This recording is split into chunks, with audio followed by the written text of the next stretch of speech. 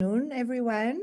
It is my pleasure to be here today to welcome you to this masterclass on Are You a Strategic HR Partner? And to introduce you to our keynote speakers of today, Angela Lane and Sergey Gorbatov. Both Angela and Sergey are very well-known international experts on human performance, and they are really practicing. They work with senior executives in these areas of talent management, and they are really international and working with the biggest companies in the world, around the world. They are also co-authors of several books, and they are researchers, regular contributors to journals and authors, and they speak all over the world in several conferences in these areas.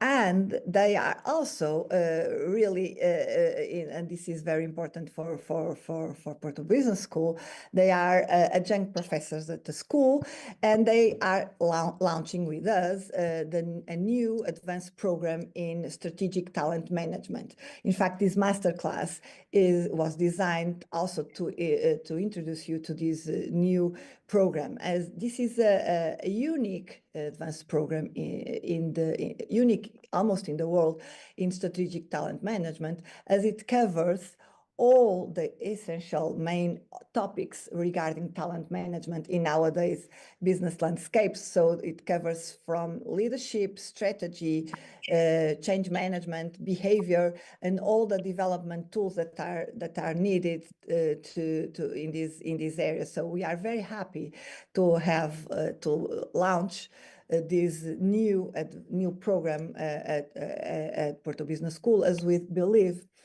that it will cover a gap in the market. It will help really companies to thrive in this nowadays, where, as you know, talent and HR are one of our biggest challenges. So this is an advanced program that will start in May, and we are currently in the last days, in fact, the last week of the early bird. So I invite you to know more about the program. Sergey and Angela will definitely talk about it also during our masterclass, and all the international faculty that they have been able to put in place in this program for you. So I invite you to know more about the program, and if you need, talk with the program directors or even our program advisor at Porto Business School, Marta Souza. They are more than happy to talk with you, to explain all the details of the program.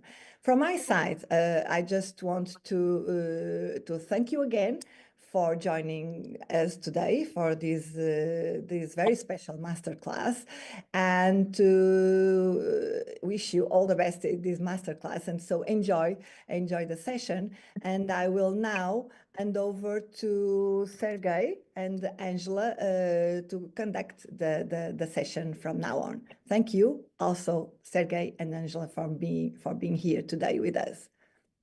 Thank you.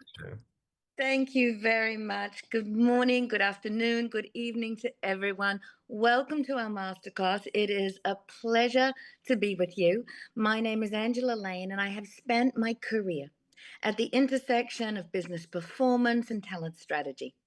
And I hope I help organizations shape their culture, build their leadership pipelines, and drive results through people. I've led global HR teams around the world, and I particularly love participating with organizations like Porto Business School to really shape the leadership, the thought leadership in talent management. I'm joined today by my colleague, Sergey Gorbatov. Sergey, good morning, good afternoon. Give yourself an introduction, and then we're going to jump straight in. Similar to Angela, I worked in many different geographies across different types of companies, but practically always in talent or talent adjacent function, from talent development to org effectiveness to talent management. Deeply passionate about talent, but also very curious and interested in sharing the knowledge and creating communities of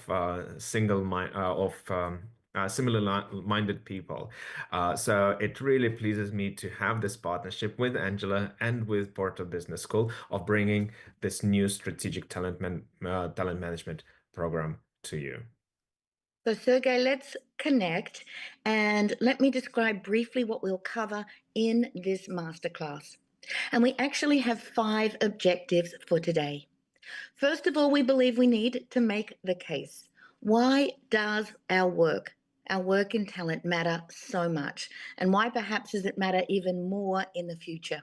To make the case, I'm going to do 2 things. I'm going to share data about the growing expectations that there is of the HR community. And I'm going to share why our leaders, at least, feel we may be falling short of their expectations. I'm going to introduce you to a simple framework that breaks down the strategy setting process, because really it's a skill, a learnable skill we can all get better at. Then I'm going to hand over to Sergey, who's going to talk about the fact that if strategy can be taught, we believe it can, why aren't we doing it well? And then we're going to try and turn that criticism into an opportunity. What can we do differently that would really change the game? So let's dive in. We heard this at the very beginning. The business environment that we're part of has never been more challenging. Leaders are grappling with just a range of forces, whether it is rapid technological change. I think we're all experiencing that at the moment, whether it's economic volatility, whether it is geopolitical disruptions, instabilities, etc. All of us know that the environment has never been so complex. We said during the pandemic, I remember, this was unique. There'll never be anything like it. I feel like some days nothing has changed. What does that mean? It means adaptation, agility, innovation. It means these things. Resilience would be another one, paramount if we're going to be successful. And yet there are roadblocks that get in the way of us being adaptable, innovative, resilient. And what's so interesting to me is that much of those roadblocks, many of the things that leaders say get in the way, to stop them transforming the way they need for this future, twofold: people and culture. What you see here is research from the World Economic Forum, and it shows that, for example, leaders are twice as likely to be concerned about people and culture than they are about whether or not they know what the opportunity is or whether or not they have the resources to deal with it. Much more likely to be a result of challenges with skills and skills availability, for example. So that begs the question, how good are we at, as HR, of unlocking potential? How good are we at taking advantage of this? And the answer, as you'll see, is not so good. Oh my, oh my. And this is very, if you allow me to interject Yes, for 1 second, please. I think this piece of research and this graph is very interesting. So if we were in a class, I would say, okay, raise your hand, everyone whose company is going through a transformation, and always like the forest of arms. So transformation is the name of the game. And if we listen to the CEOs answering the question, what are the key barriers to transformation? Number 1 barrier, well, it's the market. We don't have the people in the market to lead us into this bright new future. And number 2, the people that we have don't want to go to this bright future. So no wonder that as HR we have this great opportunity. But Angela, you were saying that we are not that well prepared for it. Well, at least, Sergey, I might not think that, but let me tell you, our C-suite leaders definitely think that. And I want to say, I don't want to be too pessimistic. So there's some good news here, and there is some not so good news. So let's start with some of the good news. Business leaders, I think this is great, recognize that people issues are paramount to the future. So it's not a lack of leadership understanding that people are part of the unlock for dealing with the transformation that is needed. 70% of C-suite leaders say that this is critical. HR is critical to the future. On the other side, the bad news, if I can phrase it in that way, is the same leaders say, but I don't even understand what HR does. So that's pretty remarkable. Here's a resource in your team. We know that it should be working on things that are incredibly important, but I'm not even sure what it is that they do.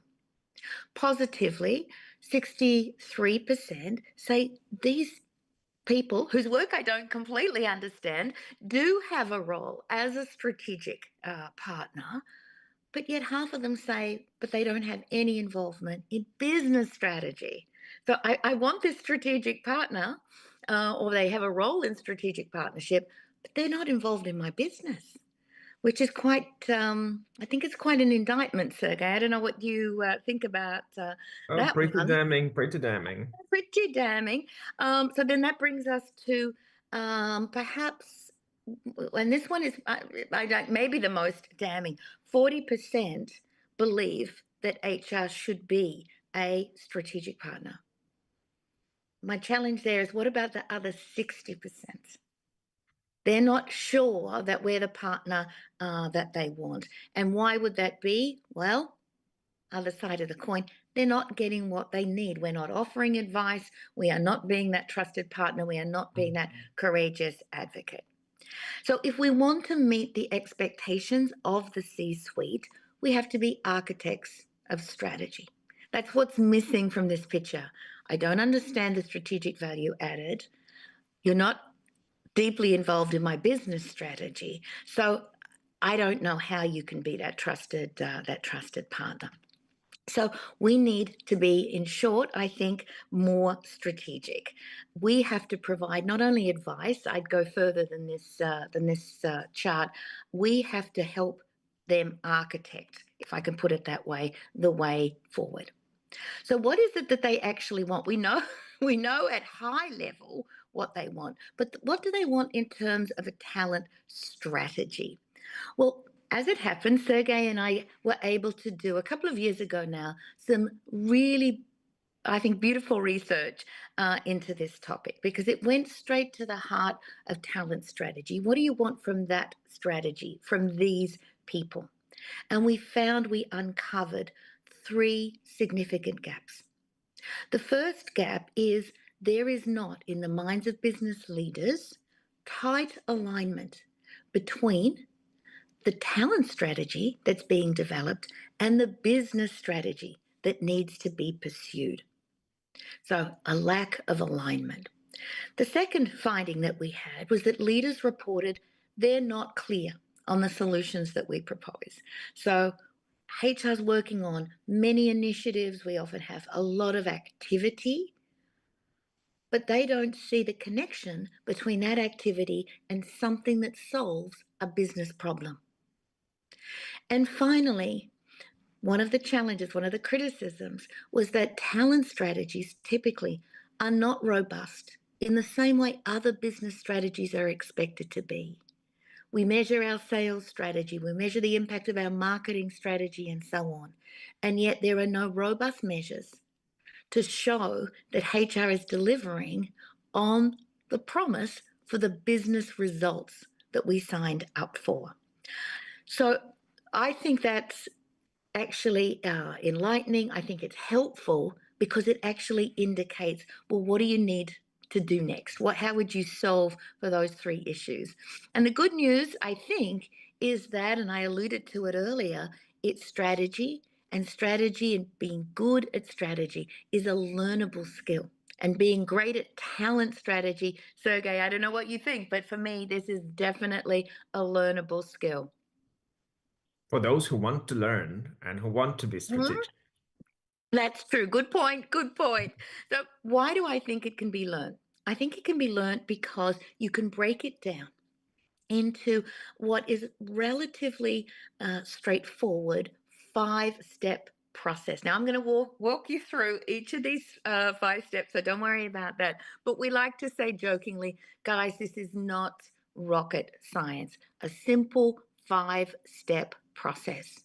And by working this process, whether or not it is on big challenges, small challenges, projects, you could do it with your job, you can help someone else with their job.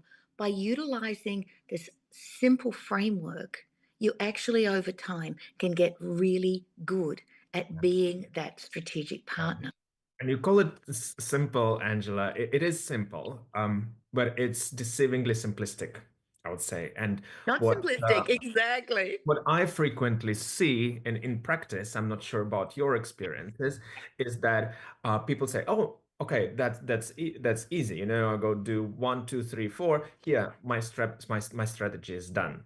But it's actually, for it to look simple, it requires a lot of depth and a comprehensive approach. But if you really do the work and you follow those steps and engage with each one with the due time investment and thinking investment, then you can get to a really robust, comprehensive, and practical talent strategy. So tell us, what are these 5 steps? What are these 5 steps? Yes, they're very, when we write them like this, people go, "Oh, I wonder what this is," because it's a little vague. Let's move on, and I'm going to break them down. So the first opportunity, when we want to think about what is a really, really good strategy, is what is the context in which I'm doing my work. You cannot solve a problem. You can't solve a problem, or perhaps better put, seize an opportunity if you can't define it. And one of the challenges we saw it earlier, Sergey, leaders reporting HR doesn't have the understanding, the depth of understanding of the business necessarily that would help us solve the problem or seize the opportunity. That's why for us, the first step in really comprehensive talent strategy is that ability to understand the context that exists. Now, for us, there are 3 elements to the context that you have to dive, to your point, have to dive deep into if you are really going to be in a position to create great strategy. The first one links us to the business. The first area of context links us to the business. This is this idea of what is the talent conditions, what has to be true in talent if we're to deliver the business strategy. So that implies that you understand the business strategy deeply and can ask the question, what needs to be true about people if we're going to deliver this business outcome? So what has to be true about people? One of the, I think, things that makes talent work so interesting is we have that deep connectivity with the business strategy, but that isn't enough. Because just as our businesses compete, we also compete. We compete in the market for talent. So the question that we also ask, the second aspect of our context, is what is the conditions in the market that I have to deal with in order to support the business strategy? And I mentioned some of them right up at the top of the hour, but my goodness, talent scarcity is still one of the most significant issues impacting talent. Things like remote work might be an example of that. It might be access to people's skills, technologies, AI experts, etc. What is the labor market issues that are also impacting my ability to deliver on business strategy? Those 2 things form the core, the sort of basis of the context in which we're solving in. There is one more, and often overlooked. We often love to run to the next bright, shiny thing, but you can't understand your context if you don't understand where you start. So the third piece of context we have to appreciate is, where do I start today? Let me give you an example. Perhaps my business strategy requires that I really drive business performance around a particular brand or product. And perhaps the market for people with the skills to do that is difficult and hard for me to access. But maybe I start from a position also of low engagement of the teams that I have today. That's a vital part of understanding the context, and it's that context that I have to solve for. So the first step in a 5-step process, deeply understand the context.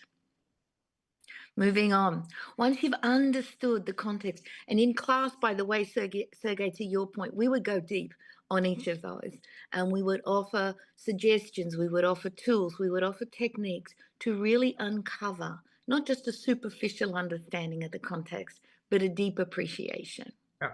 And we'll also look not only at today, but also at tomorrow. So if you look at the trends and those weak signals, what do they mean for you? What do they mean for you, for your ability to compete and win in the market through talent? And I love that. I love that concept of weak signals, those things that are out there. They're there to be discovered and learnt if you're paying attention.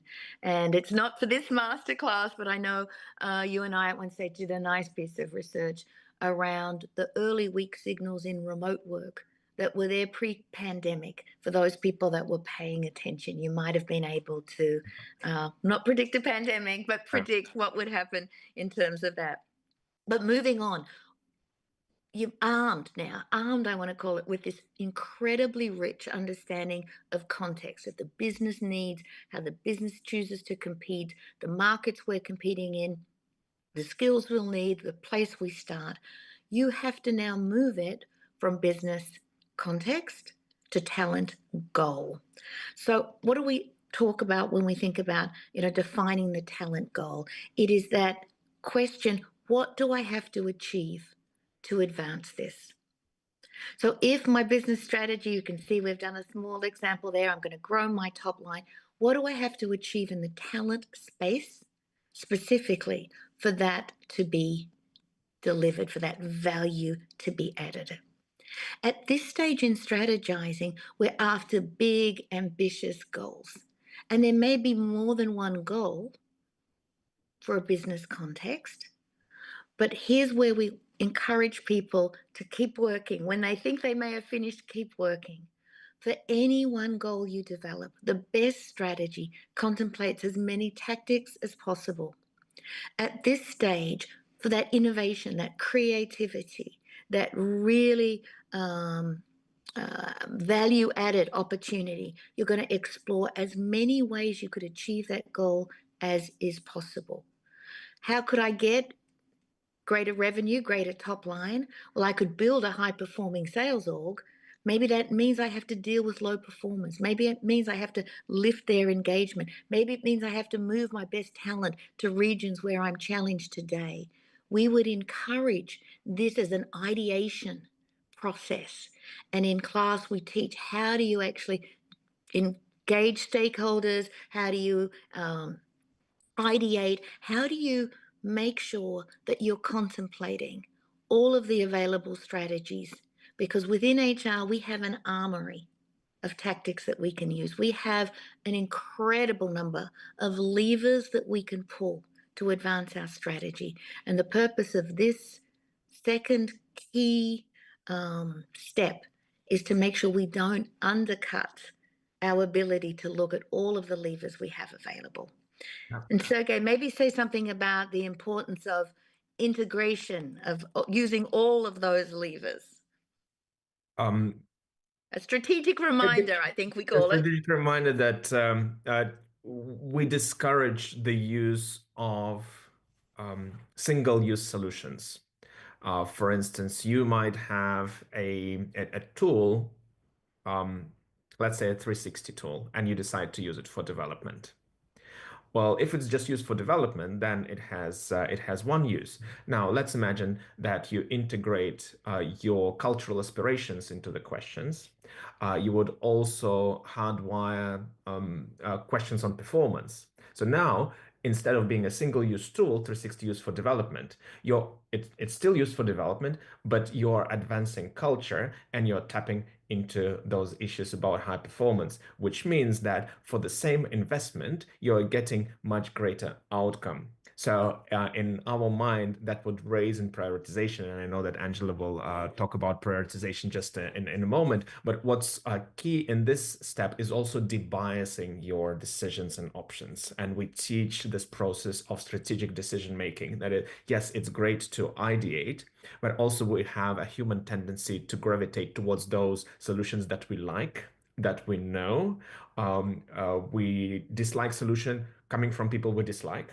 So we're humans, but we're also professionals, which means that there needs to be rigor in the way how we come up with those solutions and what we do with them.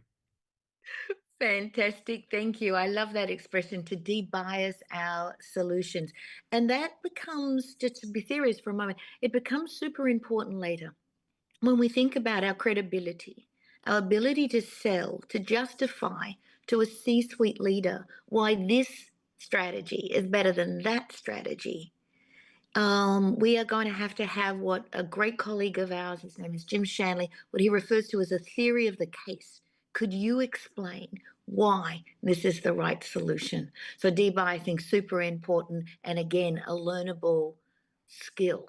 Hard if you don't have consciousness, but once you do, a learnable skill. But as you alluded to, the downside of all of this great ideation, this great challenging of ideas, this seeking out for these multi-purpose solutions, the downside is you probably have more tactics to achieve your goals than you have capacity or capability to deliver them. And so the third step, in fact, one of the steps I would say, Sergey, that distinguishes the best strategists from others is this ability to prioritize. Strategy, they say, is as much about what we choose not to do as it is what we choose to do. So how do we teach, and we're teaching a tried and true method. I certainly know I've used it in organizations over many years, a methodology for prioritizing the potential solutions that we have. And we encourage examining in a very logical, in a very academic way, analyzing each potential tactic for two things. What is the impact that it will have? What is its proximity to the business strategy? And you'll recall one of the criticisms that we have, our work is not close enough to business strategy. So we're going to scrutinize for that. Does our tactic, perhaps, to Sergey's point, maybe help one part of our business strategy? Or does it drive many things that give us more impact, enable us to add more value? So we look across, examine our strategies for their potential impact, their potential to create value. Strategies remain just that, on paper, undelivered, impacting our credibility, unless we can take them, especially those that are most impactful, and actually deliver them on the ground. So the second lens that we apply is how, and we call it ease, it's more than that, I'll unpack it. How easy is it for us to deliver this? What do we mean by easy? Nothing, I hope. Well, I hope perhaps that some of our work is easy, but most of it's not easy. The work of HR, the work of talent is not easy work, you know it. So what do we mean by easy in this case? We're looking for two things. We're looking to ask ourselves, for any item we're prioritizing, do we have the capability to deliver this? So do we have the skills? Do we have the knowledge? Do we have the expertise? And maybe the answer is we have it. The answer may be we don't have it, but we can get it. The answer may be we don't have it and we can't get it. So capability. The next element of ease is capacity. Do we have the ability, think of it as throughput. Do we have the ability, and does the business have the ability to absorb this work? When you bring together those considerations, impact and ease, it actually provides a rubric, if you like, for where you might start. Those levers that we can pull that are going to impact us on multiple fronts, that are going to hit multiple business opportunities, and where we have the capacity and capability to deliver them, we just like, let's start that yesterday, because that is immediately going to add value to our business. If we have, and the business has, the capacity to do the work, we may not have the specific capability. We may do that in conjunction with a partner, but we're going to want to move on that quickly. When we exhaust those, we're going to, okay, move to those things. Not quite as much impact, but still incredibly impactful strategies and so on. These tools allow us to think consistently. These help debias actually by forcing us to be analytical in our prioritization. Tough choices, part of any strategic roadmap, but we always spend time teaching the skills of prioritization as it relates to talent strategy, because it differentiates us. Those people who know why we do what we do, which things add value, that's where that business partnership is truly forged. Right. And Angela, I know that we really need to hurry up. I know that we get Yes. carried away when we talk about the topic. Okay, But I'm moving. we have a question from the audience, and it's still on the topic of ideation and peering into the I'm future. so sorry. Isabel is asking some examples of weak signals, please. And just an example, and maybe has nothing to do I'm so with excited. HR, but it should give you an idea. So this January in New Zealand, at the airport of Dunedin, and Angela knows that part of the world much better than I do. She is native Australian, if you're wondering about her accent. So airport of Dunedin limited the hug and kiss time for 3 minutes. So they imposed a restriction on how long you can say goodbye and kiss and hug your loved ones at the airport. So what does it mean? Maybe nothing, but also it might be one of the many instances around the world of officials or authorities limiting or restricting the display of public emotion. So it's it's a signal. Do we know what it leads to? Maybe yes, maybe not. But knowing those signals and collecting them, we can actually build scenarios. And then as we have scenarios, we would be strategic in knowing what will be true no matter what. That's why placing safer bets, which areas we would need to tentatively invest in and explore, and which of those are so unlikely to happen that we shouldn't waste our sleep about. So just an example, real quick. Sorry for interrupting you, Angela. No, and I know we're in a hurry, but I love this example. It's a little older, but I think it demonstrates the concept of the weak signal. We've all know the expression. It was a big on everybody's lips for a while. The Great Resignation. Oh, Great Resignation. You could not pick up the Wall Street Journal or the Financial Times without reading about the Great Resignation. And the writers were associating it with COVID, with post-pandemic, etc. The term, the Great Resignation, was first identified prior to COVID by a professor working out of Texas A&M University here in the US. And he had already seen, Sergey, I love your terminology, weak signals. He had already seen this propensity for people to churn at particular moments, this desire to move on, this desire to change, and had been tracking it. But the numbers were so small at that moment that it was not in the popular understanding. When COVID happened and we saw resignations on a bigger scale, people looked back and thought it was COVID related. And yet, while COVID certainly accelerated, all of those signals were there and being written about in the academic literature, but not picked up in the in the mainstream. Love it. Sergey, Yeah. If you're reading about something in Harvard Business Review, it's no longer a weak signal. Exactly. It's too late. I must say, and the professor that was writing that for in Texas at the time now, perhaps as a result, is working out of one of the big universities in the UK.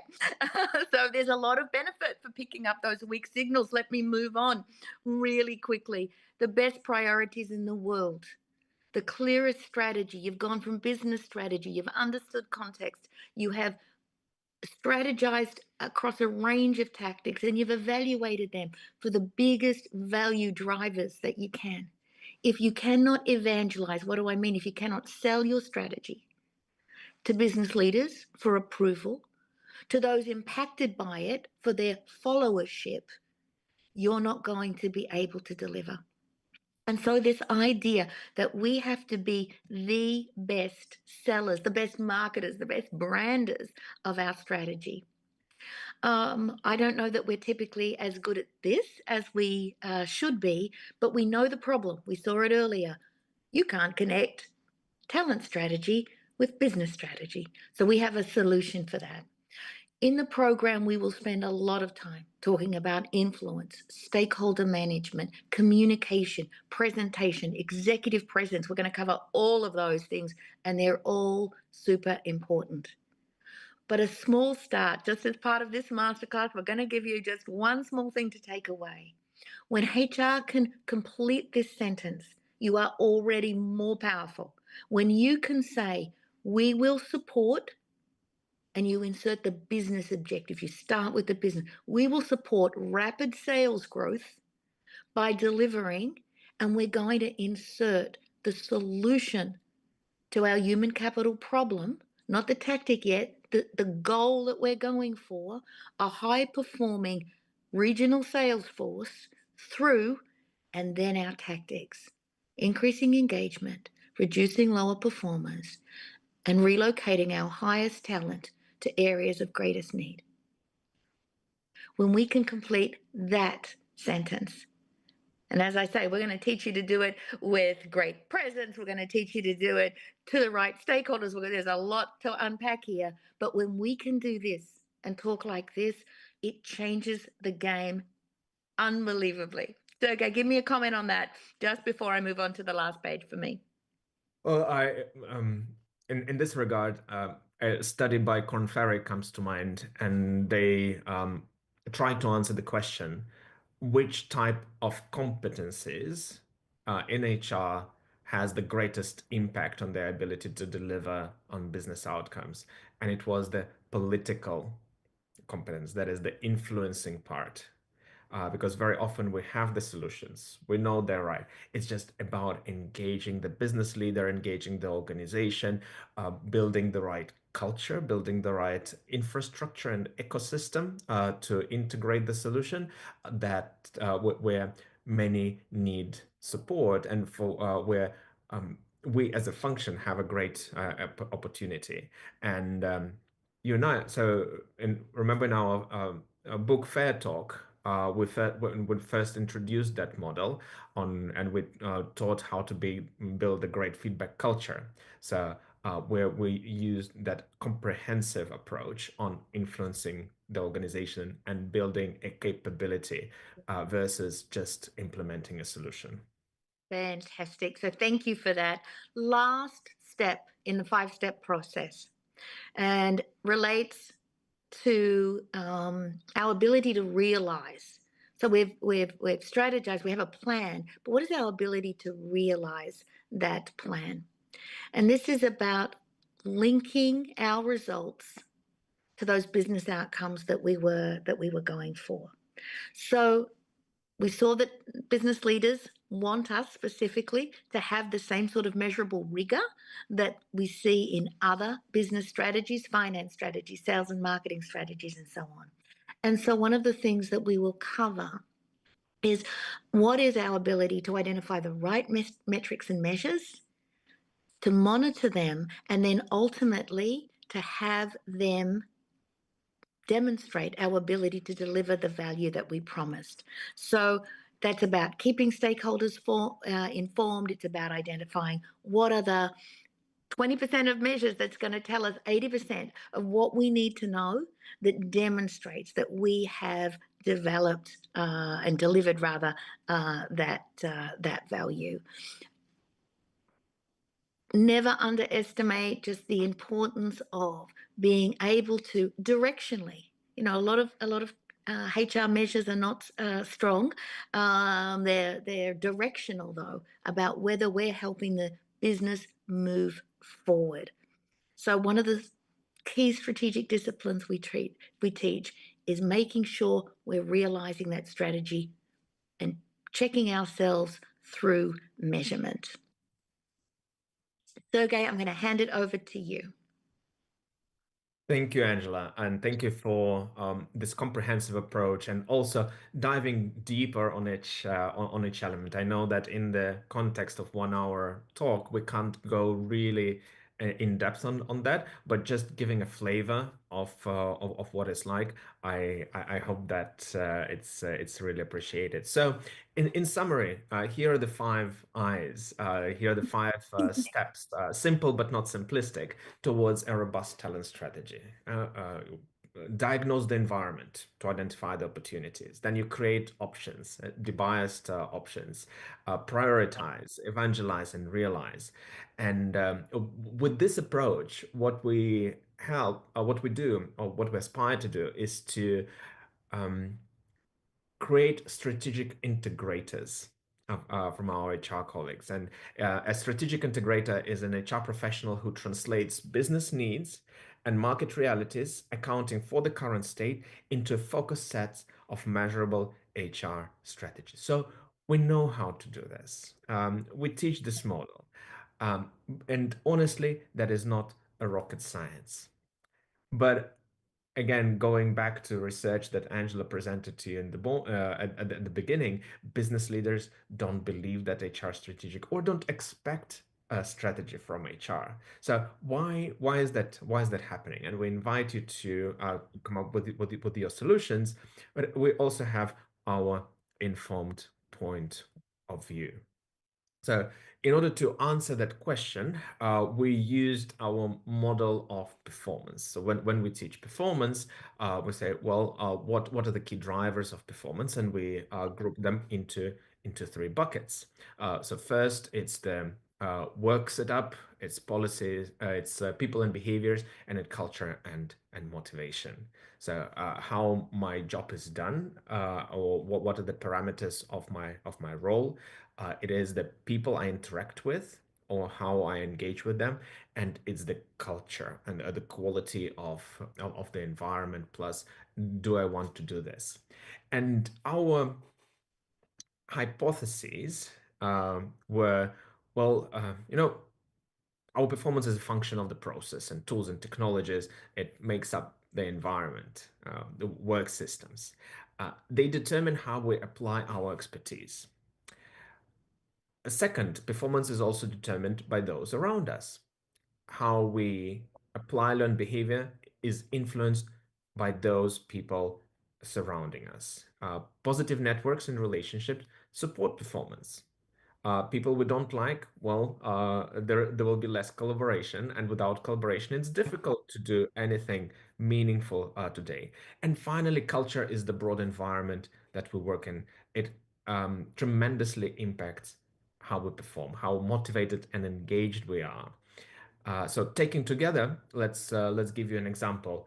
An expert in a well-designed job, so work, set up an expertise with all required tools and support systems, who gets along well and is rewarding to work with, and contributes greatly to a team of like-minded, committed, and rewarding individuals, who is also motivated both intrinsically and extrinsically, but also engaged in a culture of high performance, is likely to achieve outstanding results. So at conferences and workshops, we ask people to dive deeper and say, hey, so here are the 3 drivers of performance. Why isn't HR strategic? And you see some of the responses here, and we'll also hear HR is too far from actual business. Priorities don't align with actually what's actually needed. There are systemic and structural barriers. The maturity of the organization has been a hurdle. We still have the mentality of order takers. So all these excuses.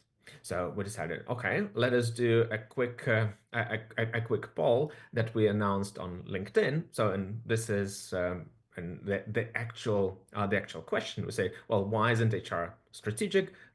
Please vote for the top three. And here you see the results that people said, well, it's work setup. It's the systems and tools and technologies that don't let me be strategic. But then the qualitative component of that poll was really revealing, and we clearly heard the voices of some of the gurus of our field, and people say, well, it's a position of a victim. I'm the victim. It's them. It's not me. I can be strategic, but it's the work that makes me that way. Or uh, saying that I do it for my team, but not for the broader organization. Or we haven't escaped the legacy of who we were. So basically, we do what's expected of us. So if leaders don't expect us being strategic, then we won't be, instead of maybe trying to go countercultural. And uh, with the risk of maybe putting too much, maybe even sounding a little bit judgmental, I think that each one of us has an opportunity to look in the mirror and say, well, if I am to be strategic, because I know that it's good for the business and it's good for me, what are the few simple steps that I can take in order to do more of the strategy, and by thus building this capability in myself, in my team, but also positioning myself to all the key stakeholders as a strategic HR partner, so that we don't end up like this picture that you see on the screen. Yes, there is business outside, but in my little HR plot, everything is fine. I have my neat process, I have my training programs, but then the leaders say, well, but that's not what we want, or that doesn't talk to the realities of the business. So what we are trying to teach, and what we try to inspire people to do, encourage, is to really bring together our passion for people, our expertise, our craft into the business reality, the expectations, and the external component. And at the junction of that, a great talent strategy is born, which then needs to be evangelized and implemented and integrated. So that is your opportunity. We began today by arguing that HR has an opportunity to be more strategic, and business leaders believe so. A straightforward process with 5 clear steps can help you improve your strategic muscle. The issue isn't likely to be that you can't create and inspire around your strategy, but you may need to work also on the environment and others to better enable you to commit to developing and delivering your strategy. And this means concurrently working on the barriers to strategic planning and implementation, work setup and expertise, people and behavior, and culture and motivation. So it's not just about the talent strategy itself, but also about the whole ecosystem in which that talent strategy lives. This year, in 2025, talent management has been recognized by World Economic Forum as a critical skill in organizations. Not just for HR, in general, for business leaders, as a capability. It's high on the talent agenda, and it's also the top managerial skill, actually the only managerial skill in the top 10. And this is both a challenge and an opportunity.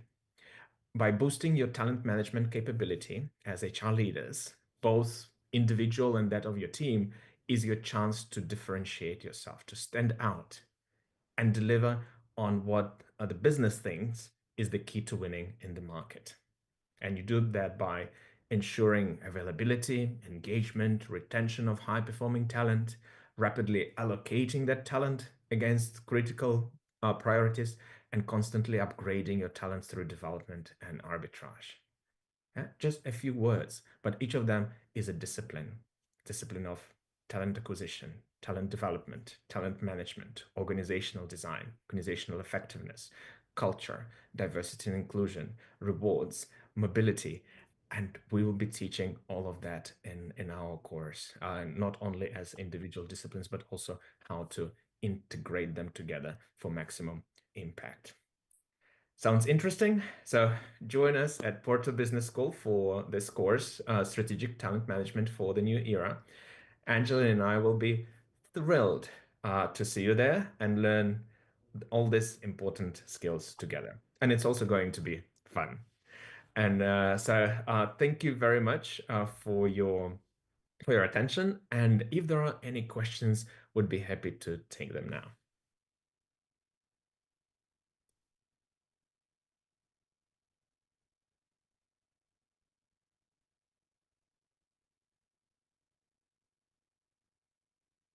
Okay, and if there are no questions, then I would like to thank everyone for your time and hope to stay in touch. Thank you so much, Angela. So much. It's been a great conversation, as always. Thank you.